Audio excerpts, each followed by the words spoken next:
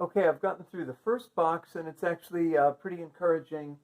Um, there are probably 15 sides of the frames that are suitable for harvesting. In other words, all but one side. Often the outer frames are the last ones to get filled, and sometimes the outer side of the outer frames don't get completely filled and capped. When it's not capped, you can't really reliably harvest it because you don't know that it's has the proper water content. It has to be around 17 or 18%. I just wanted to show this example here of a pretty nicely capped frame.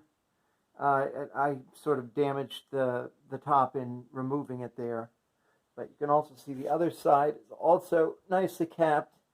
I know this is not from this year, and the telltale sign is that the capping is sort of dark brownish, and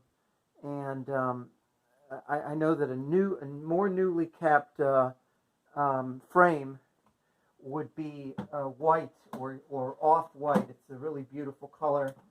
Actually, this is the one that's on the outside, and you can see it's much lighter. And that makes sense because they've gotten to this later on. So this probably is from this year. And it also makes sense because they're still working on the other side of it.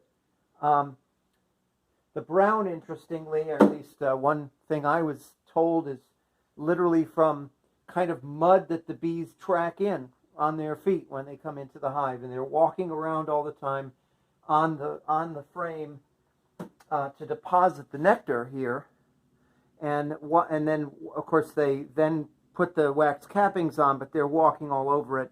And this, again, was capped off and provided to them from a previous colony. What happened was I had a colony last year that didn't make it through the winter. So early in the spring when I checked on them, and, of course, they were dead, unfortunately, but the honey was still in there. And so I salvaged it, saved it, and there's a way you can preserve it.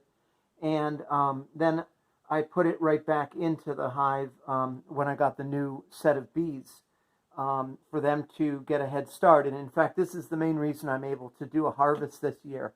Because if you start with new bees, normally you have to skip a year because they need a whole year to build up the comb and to build up enough honey.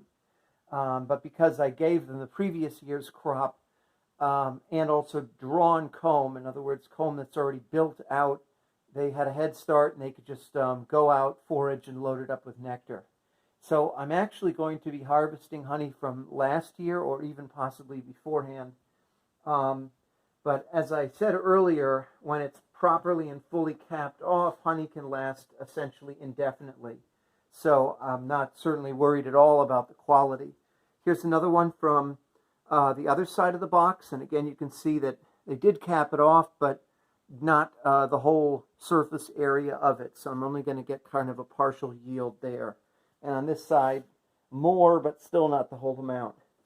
But all in all, it's a pretty good box. And I think I could probably get maybe, I would say certainly 20 pounds of honey from this one. So I'm going to turn the camera off and take a look at the other two.